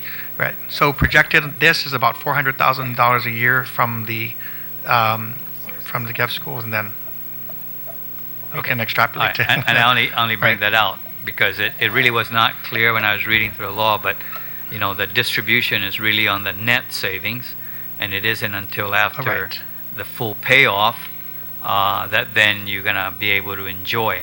And I think it's important to establish that so that expectations aren't you're going to reduce your power costs from $5 million to $3 million every year. Right. I think there's some. So I think there's some I mean, like I said, the reason why it's really nice to be able to pilot the solar energy with the lease schools is because of its limited nature, we're able to explore a number of different factors that are going to impact on our ability to achieve savings. So one is the negotiated rate with the provider. The other is the fluctuating rate of costs of power that GPA will provide. To the extent it grows, then we'll see more of that differential or that interim savings. To the extent it doesn't, then we'll see a smaller amount of savings. So that projecting where power is going to be, I mean that's what we need to do to try to project conservatively and see whether it's still worth going forward. I think the other piece is that there is degradation to the solar panels themselves. So over time they produce less. So, by the time we hit year 25, we have to evaluate the capacity of those solar panels to continue to produce energy.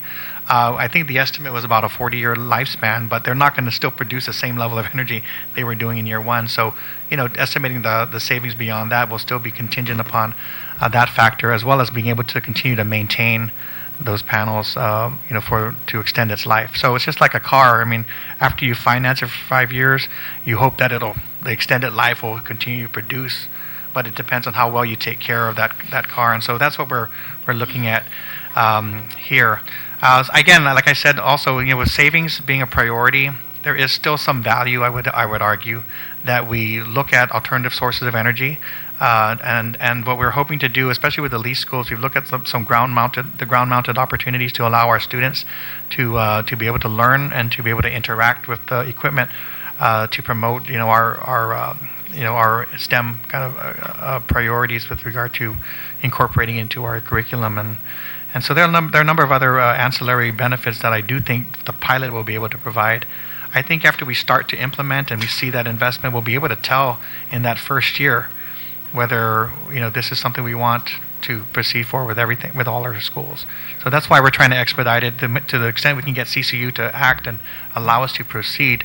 It'll give us that first opportunity to see that laboratory at work. I just have one last question. In the proposals that first of all, I'm all for solar power, so but in the proposals that you received, have there been any proposals for on-ground installation? And I ask that only because there's limited space already on the schools. So for our lease schools, we are looking at, for the 4 lease schools that we're working on now, we're looking at ground-mounted panels. There is sufficient land at the lease schools to do that, and we worked with the principals and made sure that there's their land that this would make sense on, that would enable us to secure those panels and not take away from the recreational, sports, facilities that are needed. So on the 4, we're looking at ground mounted. On the others, I think JFK was looking at roof mounted, and I think with the rest of our schools, it depend on the roof space and the land available before we proceed any further. But I think the ground mounted is for the 4 lease schools, and we'll look at the alternatives as we go, as we move forward to the other schools. Okay, thank you. But again, I think when you look at I think one of the issues when we look at the specs for the remainder of all of our schools, we know very well that some of those schools lend themselves better to solar panels than others.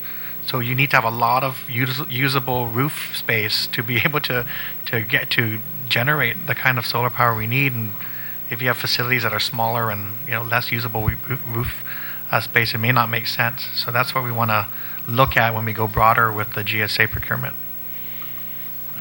I have one question. What is GDOE's current power bill? Like 11, 12? Probably about $12 million a year. In that $12 million a year? 12 million, yeah. $12 million a year. So about $1 million a month. So what was it, let's say, last year? Did it increase from last year to this year? The last one's bill was about $900,000. So prior to that, it was about 1.2. Per month, right? Per month. We can provide those numbers. I think like I indicated, we've kind of gone back and forth with being able to save and the rates that have been going up and so forth. Yeah, because rates have been going down, so. Right, but not over the last 3 or 4 years. So what I mean by that is that when I came in, we had a lot of air conditioners that were out, non-functional. And so we moved to invest all some of the ARA funds to be able to meet the adequate education requirements by making sure that the air conditioners were procured and installed and maintained. Those air conditioners are going to be more energy efficient than in the past, for sure. But when you're replacing a room with no aircon, those costs are still going to go up. So we tried to limit the use, or try to reduce our utilization. But at the same time, at that time, this was FY13, FY14, rates were still going up, and we were starting to install new air conditioners. So I think trying to do apples to apples, and that at least those couple of years has been a challenge. But we might be able to do it for the last couple of fiscal years, provide that information as the rates may have stabilized or come down. Do you currently have a conservation policy in place? Yes. Energy conservation? Yes, we do. What is the After hours, we require the air conditioners to be shut off. So I think the libraries are their only exception right now. have you gone around to the different schools to see whether they're actually following the policy or not? No, I haven't been able to completely They're not validate, following the but- policy, or Well, I have not been able to go around and inspect that everything has been followed for sure. yeah, I see. And with JFK, because I notice every night when I pass by that area, I notice all the lights are on, all the parking light, and the lights in the parking lot, all the hallway lights. I mean, is there a way that they can, Oh, for the lighting. Okay, I Yeah. was talking about the air conditioning. Yeah, Yeah. for the lighting. for the lighting, like turn off the parking lot lights and leave the building lights on, or Okay. just some way that. Yeah, I think the field lights are the ones that are the most expensive, and sometimes we try to do that, and then we get the parents mad because they're like we're chasing them off the field. But we've run into that in the past couple of months as we've tried to help GPA out with their situation. Yeah, because I know But you're right. when you get into some type of agreement with the solar providers, that they look at your monthly bill.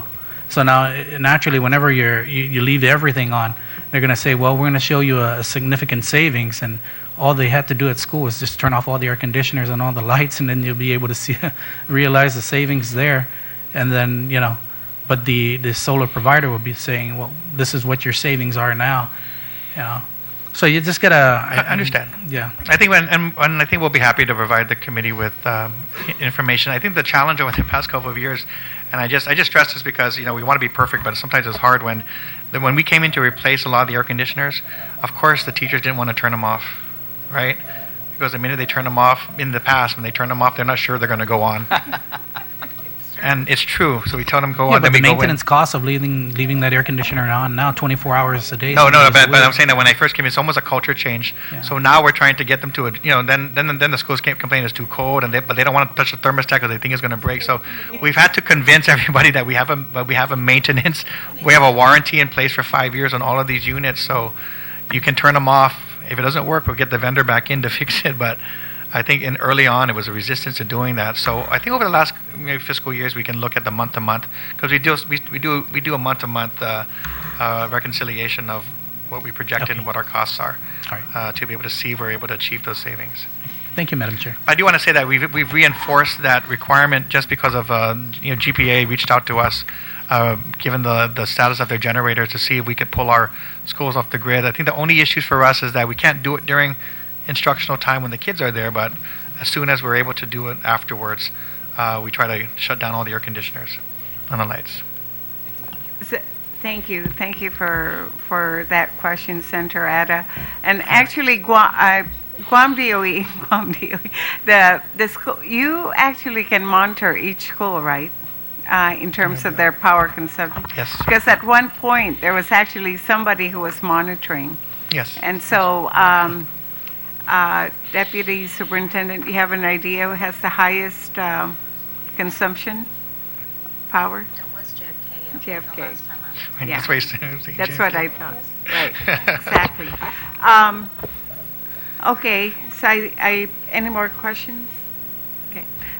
So just one point of clarification. Within the law itself, it didn't say that we were going to pilot, right? No, it didn't say we're going to pilot. It gave us the opportunity to move more quickly. I think that this will give us an opportunity to collect some data. Yes. But at the same time, we need to remember that those schools are fairly new compared to the other schools. So maybe their consumption and their size may be different, but it's still good. Right. I mean, I just think think it's important to collect data. I think the challenge, of course, is, and I talk to my GPA counterparts, and they say, well, it's there's a lot of factors here, and we have to relate. If GPA still has its obligations, and will continue to have its obligations as we continue to try to improve infrastructure for everybody, and so for the school system, which is a major customer, to be pulling to be pulling those revenues out of GPA will cause other issues. So I think, of course, the legislature, the governor are all going to be concerned that we have a very balanced approach to doing this. And so I thought that it's very useful to be able to use the leased schools to collect data so we can really make further informed decisions about how, aggressively to do it. But so I'm really hopeful that we can get those 4 schools up and running and then be able to say, is it working? How much is it working? And then, can guide us along the way, so that, because as a residential ratepayer myself, I don't want to be, achieving savings and saying all of a sudden you see skyrocketing residential rates on the other side. So we want to make sure we're taking into account everybody's interests. And those 4 schools, getting those 4 schools going, will give us a starting point. I hope so. Okay. Thank you very much. Was there anyone else who wanted to contribute to this conversation? Very dynamic conversation. I've learned quite a bit. Okay. Let's go back to, the final item that we have here. DOE status update on the installation and maintenance of electronic or other security systems at all Guam public schools. And there was a newspaper, article today that pretty much gave us an update. Would you please just... I think the reporter's in the room too. But Okay. I'm not sure. I mean, obviously, what I would say is that the overall notion that the school security procurement is delayed is true. I mean, I don't know that anything's changed significantly over the past several months or weeks. It's unfair for me to do it without GSA here, except to say that as a beneficiary, we're not in charge of the procurement, but we've wanted to get this done as soon as possible, and we've tried to be as responsive as possible. And whenever GSA has further questions, we want to make sure we're addressing those questions. And so that's continued since the legislation was passed up to this point. I know initially when we first came down to it, we provided a risk assessment of all of our schools based on the data we had collected in terms of number of incidents, what schools, what costs, to be able to inform the procurement. We've gone into a phase, and Deputy Superintendent Malay was really in charge of handling that conversation, and so I'm not sure to what extent Randy is up to speed on what happened in that first year. Deputy Chris Anderson has taken it up and is pushing along, working directly with the GSA director to try to get this done. But early on, recognizing that there were specifications that needed to be developed, we indicated and had hoped to do this as an RFP in order to procure the services of someone who could advise us on what types of equipment and placement and so forth. Otherwise, what we ended up doing, because this is an IFB, is working with the police department to go out to all the schools with GSA and take our best guess at the equipment and locations that we wanted at every school. So based on that, I think that helped to design the IFB that was published. And we are now continuing to respond to questions from vendors.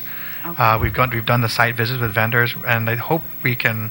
I think there was a final set. We hope it's a final set of Q&A that came last week, that we responded to within 24 hours to try to finalize this, and we're hoping that'll we'll get to a point where we can start to proceed with the final steps in procurement. But right now, we feel more as we're providing as much information as we can, prioritizing what equipment would be great. We're not the experts on it, but working with the police department, working, with GSA, we're at a point where we can wrap this thing up. I keep getting myself in trouble because I keep promising and I'm not able to deliver. And it's hard because we get every time a school is broken into, it makes front page news and a lot of headlines about what we're doing to protect our schools. With the installation of the security cameras, would this help with the supervision of students during the day? So, is that the type of... Right. I mean, I think, let me see if in terms of progress. I mean, to the extent that there are cameras or it would help just generally, but we also incorporated the use of alarms and other detection systems, because the other thing we were concerned about was breaking and entering into school campuses. So I don't know if you have any clarification. Bids are due on October. Sorry. Go ahead. State your name, Randy. Hi, I'm Randy Romero. I received a set of RFIs from GSA last week, and I did respond and send it to them. I believe it was Friday. So we're waiting for the the submission deadline is on October 30. So, and as far as the system goes, we're going to have a central monitoring system in each school. Will it be monitoring student activity? Most likely. And but the focus would be on after hours monitoring, having an independent party monitor the system for potential break-ins and have them respond, provide, inform law enforcement of any activation of the system. So that's just basically how it works at this point. I really can't explain any further because of the ongoing procurement. Right.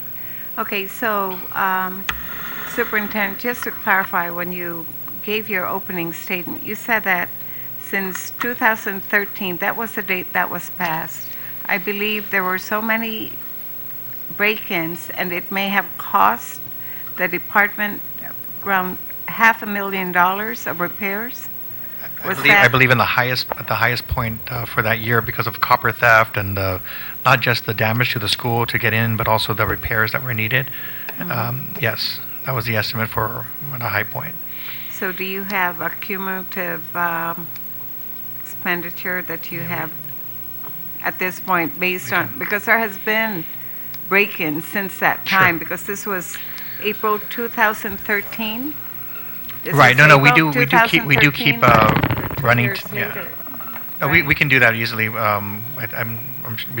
since then we've been asking for all the reports from a cost and a number of incidents standpoint. Do you have any questions?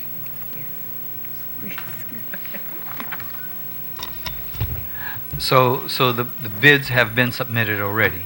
No. October 30th. October 30th.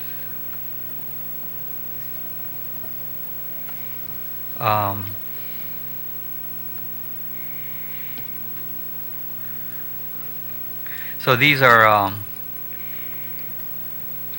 the questions that you're receiving are from the pre-bid conferences? Yes. Okay, and how many pre-bid conferences has been held already?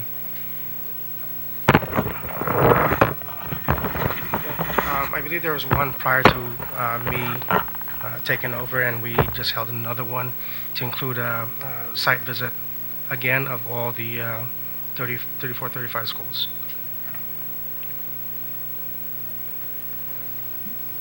Okay.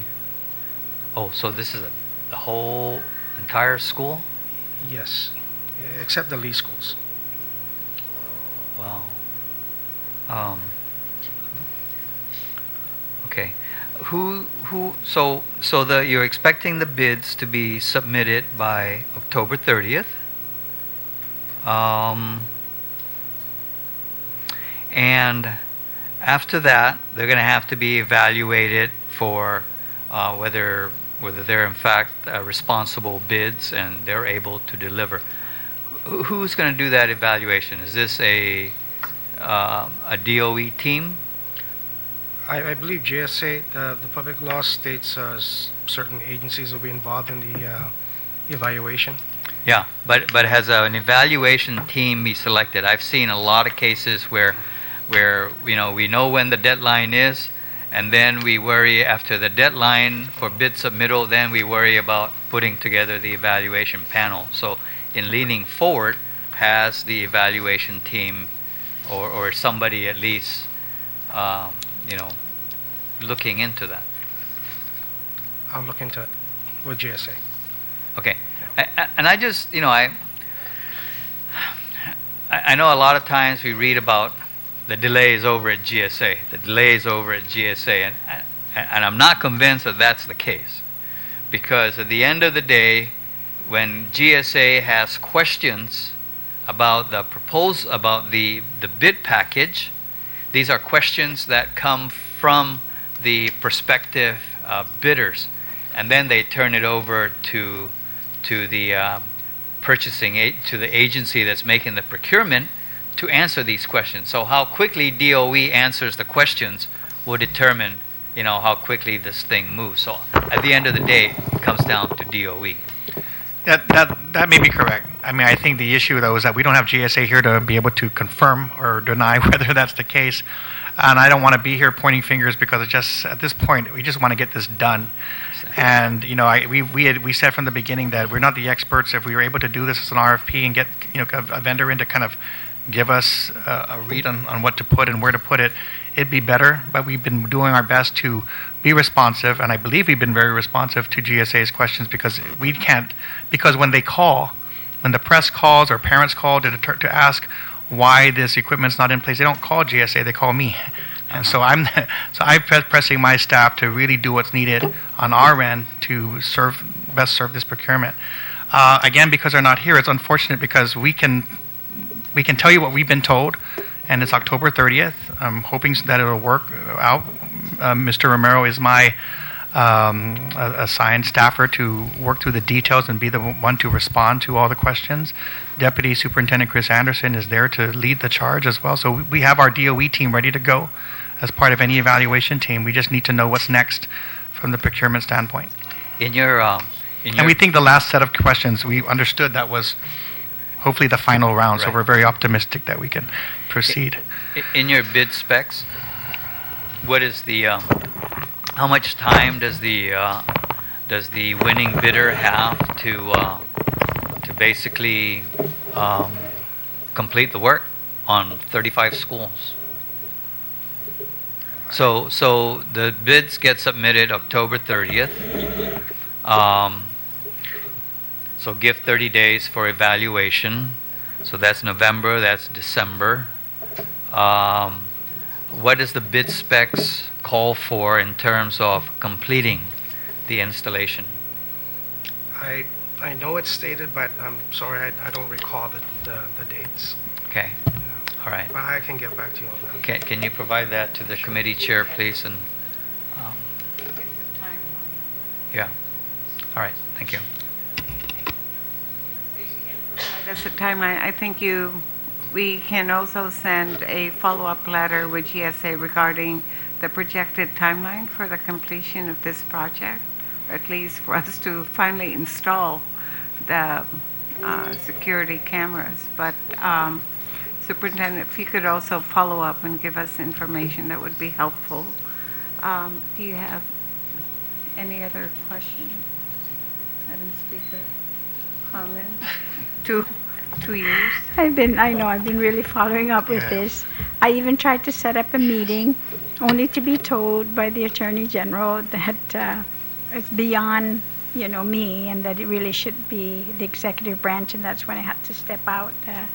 But you're right, it's a back and forth, and I know Mr. Kono had indicated to us in his correspondence that it'd be a lot easier, yes, if we're doing it one school at a time, but we're doing, 35 schools. And, we had called in every department and agency who has security system to be able to provide some, specifications so that you and GSA be able to put this whole plan together. But it was not as easy as I guess we thought, so. Right. We appreciate it. I know that we did have a previous meeting with the Lieutenant Governor and with GSA on the same matter, and just trying to get all that information collected and organized to be able to complete the procurement. Again, hopefully October 30th is the date, and we can move from there. Yeah, I just have a couple of questions. The RFP has went out, right? And you're just waiting for the bids to. So maybe these questions can be asked. And on to the monitoring services provided by the third party, what have you guys requested up to? Was it after hours only, or?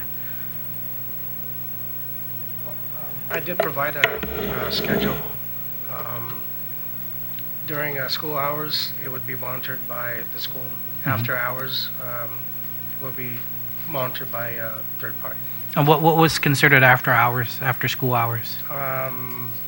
6 to 6. 6 p.m. to 6 a.m.? All right. And I also broke it down by the holidays and also the weekends. And then on your maintenance, on the maintenance, it says that according to the public law, it says you'll have no less than 2 biannual testing of the electronic security system. Is that what you guys kept by, or did you guys request for more testing of the equipment, a monthly testing of the equipment, or what did you guys What did you guys request for in the? I believe the specifications that were generated for that at IFB was based on the public law. So we only went with 2 required testings. Yeah. Well, the public law did say no less than a biannual testing. So you guys didn't go with a more frequent testing of the equipment? No. No. Superintendent, on your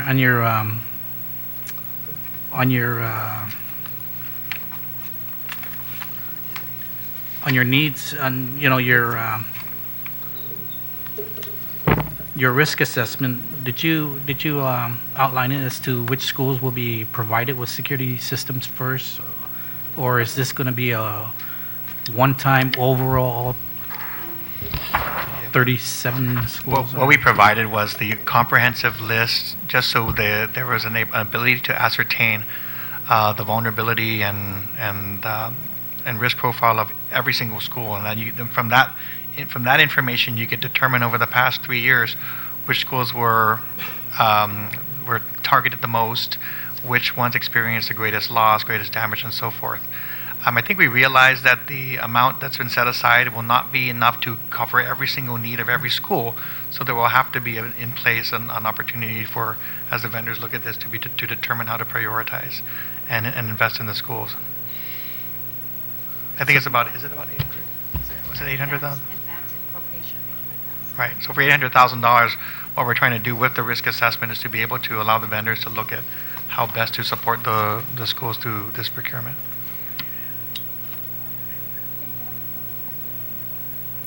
So then,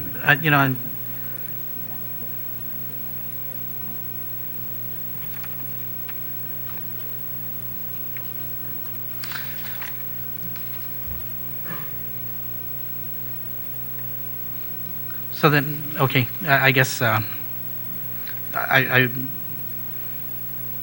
I guess hopefully you guys will be able to go back and look at your maintenance your maintenance again. Like I said, just like with the solar panels, with the maintenance and air conditioning's maintenance, I mean, when we're only asking for a biannual testing in the electronic security system, I think we're failing ourselves already, and we haven't even started. These are electronics. It rains. There's the heat. I mean, just everything going on. I mean, I think it would be it'd be prudent just to take a look at that and see where you guys can. I don't know whether you guys be able to change it or not, but those are just my thoughts, Madam Superintendent. Again, I just don't want you guys to come back here and say that we're short on maintenance funding for maintenance because we didn't anticipate we needed more.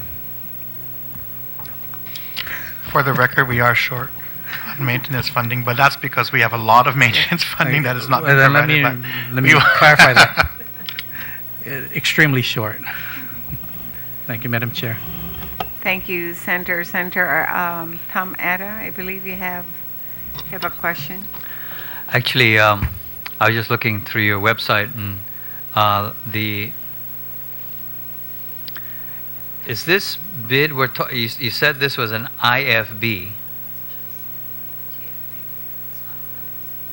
What's this RFP for security system district-wide? There's an RFP 7-213. What is that?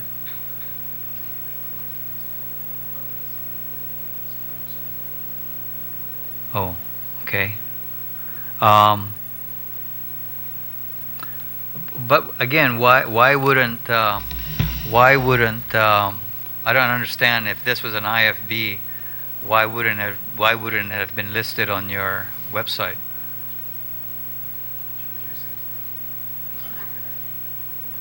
Okay, fine. But GSA is not the procuring agency, right? It's DOE. The law requires GSA.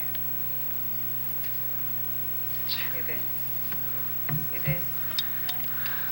Okay. CSA.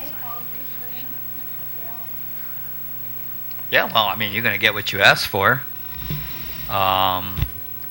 So, oh, okay. Good.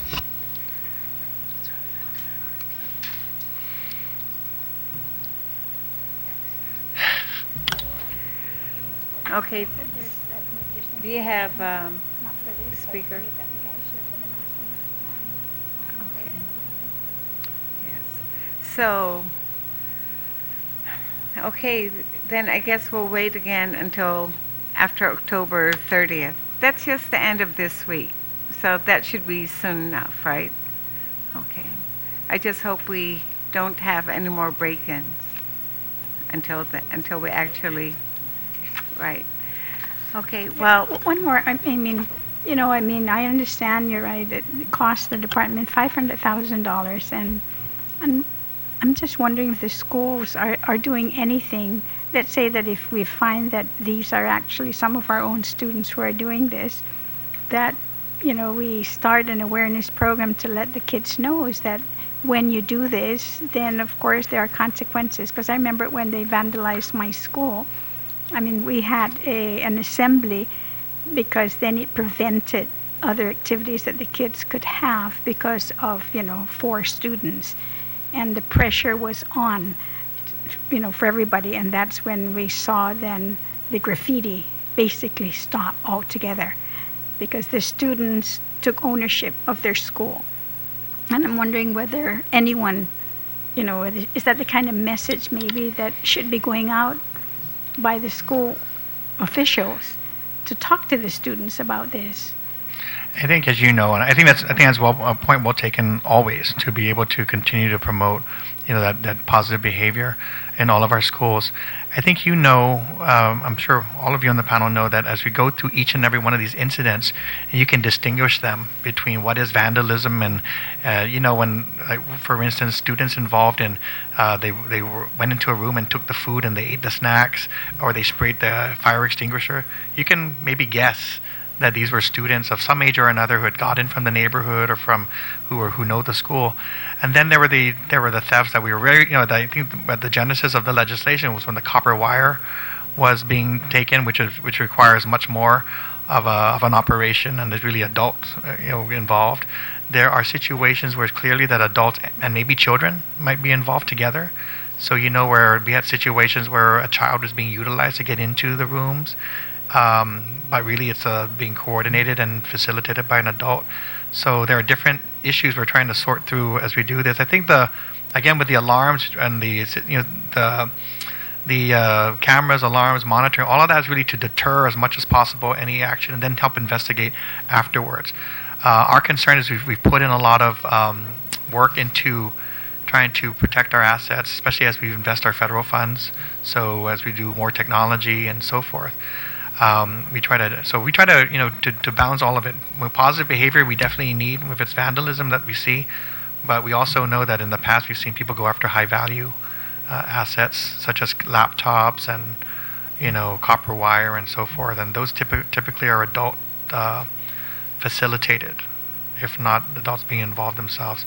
I know the courts have been really trying to push hard as well on restitution, so that once someone is caught, they're pushing forward, because we're involved in a case right now to try to get restitution from the offender to be able to repay the loss that was encountered. okay, well, since college, you no longer have any questions or comments, they should. Okay. Well, Superintendent, I just want to thank you again for coming and answering our questions.